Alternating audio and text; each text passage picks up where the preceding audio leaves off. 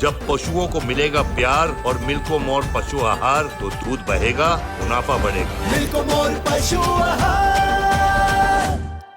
कुंभ का मेला लगा था हरिद्वार में, तो महात्मा मुंशी राम, जिनको श्रद्धानंद, स्वामी श्रद्धानंद के नाम से जानते हैं, जो बाद में उनके बड़े आत्मीय दोस्त भी बने, और कहते हैं कि सबसे पहले स्वामी श्रद्धानंद ने ही कुंभ के मेले के दौरान अपने आश्रम में गांधी जी को जो मान पत्र दिया उसमें महात्मा कहकर संबोधित किया। तो अलग अलग तरह के लोगों से मिले और पहली बार उन्होंने सार्वजनिक राजनीतिक बयान दिया। उनका मौन टूटा एक तरह से। 4 फरवरी 1916 को बनारस हिंदू विश्वविद्यालय का शिलान्यास हुआ था और उसमें वायसराय आए थे, देश के सारे राजे रजवाड़े आए थे। वहाँ उन्होंने भाषण किया मालवीय जी के आमंत्रण पर, और वो भाषण इतना विस्फोटक था। आप कल्पना करिए कि मोहनदास करमचंद गांधी जब भाषण दे रहे थे तो एनी बेसेंट मंच पर थी, दरभंगा के महाराज सर रामेश्वर सिंह मंच पर थे और सारे राजे रजवाड़े थे। पर उस भाषण में कुछ बातें ऐसी इन्होंने कही कि मंच पर सारे लोगों को लगा कि हम देशद्रोह के मुकदमा में फंस सकते हैं। हम पर हमारी मौजूदगी में ऐसी बातें कही जा रही है, इसलिए हम संकट में पड़ जाएंगे। और सारे लोग मंच छोड़कर चले गए। वक्ता बोल रहा है और मंच से सारे लोग चले गए।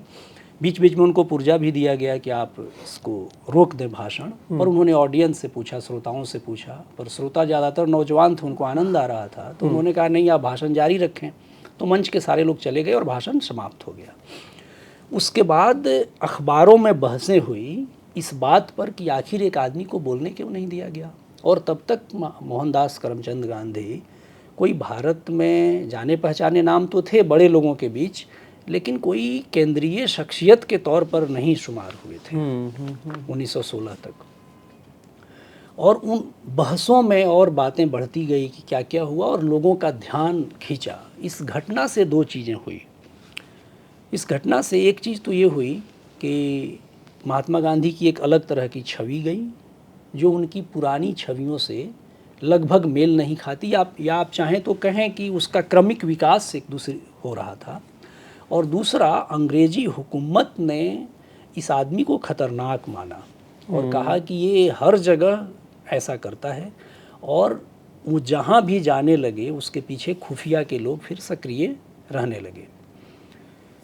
यहीं की कार्रवाई का परिणाम था कि चंपारण में जब वो गए तो पहुंचने के दिन ही उनको नोटिस तामील कर दी गई कि आपके आने से, यहाँ रहने से लॉ एंड ऑर्डर बिगड़ जाएगा, इसलिए आपको ज़िला छोड़ देना है, जगह छोड़ देनी है। और वो छोड़कर नहीं गए। और जो किसानों का बड़ा अध्ययन हुआ उन सवालों को लेकर, उन पर हो रहे शोषण को लेकर, जो बाद में सत्याग्रह कहलाया, चंपारण सत्याग्रह।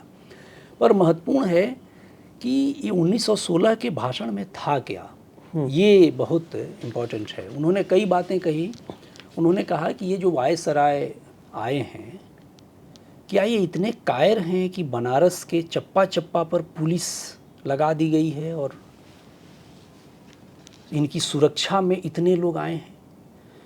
तो या तो ये कायर हैं, आप वायसराय को, यानी उस समय के सर्वोच्च पद पर बैठे हुए व्यक्ति को सार्वजनिक तौर पर कह रहे हैं कि तुम सुरक्षा के इतने घेरे को लेकर चलते हो, इसका मतलब तुम कायर हो। बिल्कुल। और तुम ब्रिटिश साम्राज्य जो इतना ताकतवर माना जाता है उसके प्रतिनिधि कैसे हो सकते हो जो इतने डरपोक हो। मंच पर राजे रजवाड़े थे और वो लाखों का जेवर पहन कर आए थे। गांधी जी ने उनसे भी सवाल किया कि आप गरीबी की चर्चा कर रहे हो, निर्धनता की चर्चा कर रहे हो, तो ये समझना होगा कि आप जमींदार, रियासतदार, तालुकेदार और राजे रजवाड़े, क्या आप लोग जिम्मेवार नहीं हैं भारत की गरीबी के लिए। और आपने जो लाखों का जेवर, 10 लाख का जेवर उस समय पहन के आप आए हैं, तो दरअसल एक आत्मालोचन करने की बात उसमें थी, उस भाषण में थी।